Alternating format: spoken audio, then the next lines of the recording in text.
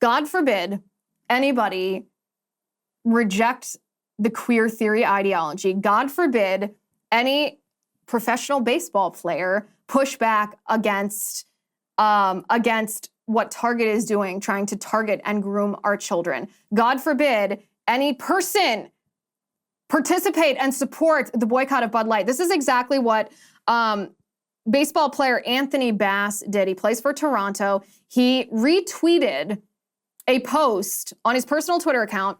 He's a public figure, so we can expect that it's going to be seen, but he retweeted a tweet supporting the boycott of Target and supporting the boycott of Bud Light, and he faced just tremendous backlash, horrible backlash, which is what happens. This is the bullies of the left try to coerce people by publicly shaming them and threatening them, using all the pressure of social media and the apparatuses that the DEI apparatuses that they've embedded in corporations to try to bully people into adhering to radical leftist ideology. And this is exactly what Anthony Bass did. He caved. He just crumbled in the face of this pressure. And I say this, I mean, some people are going to be really harsh on him. They're going to be like, wow, you absolute coward, you caved. And I got to tell you, that's kind of how I feel. If you support the boycott of Target, it means you understand that they're grooming children, and you cave to pressure from radical leftists telling you that you're a bad person. Come on. What are you even doing? You're now saying, okay, it's okay to target children and groom children.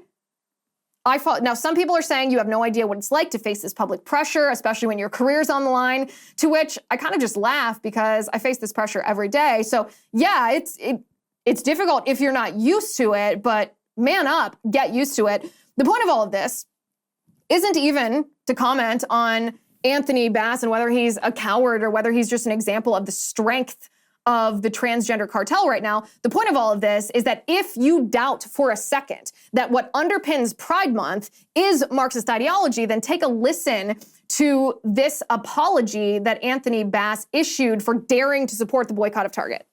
I recognized yesterday, I made a post that was hurtful to the Pride community, which includes friends of mine and close family members of mine, and I am truly sorry for that.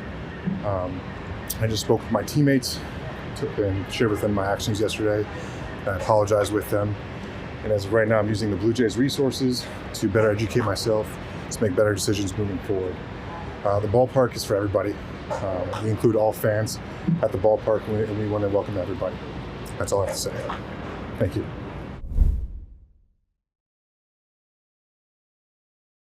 I mean, does that remind you of someone in communist China who dared to criticize the government, was sent to a re-education camp, and comes out after this literal Maoist struggle session and said, I've been educated by the resources of my baseball team, and I can now tell you that 5 minutes ago I was a bigot, and now I pledge the communist ideology. This is something you'd expect in North Korea.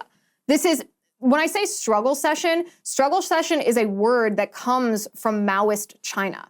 It is an actual communist technique of taking a person that Mao had identified as being a threat to communism and forcibly brainwashing them in communist ideology, and then forcing them to publicly disavow everything that they used to be and everything that they used to believe.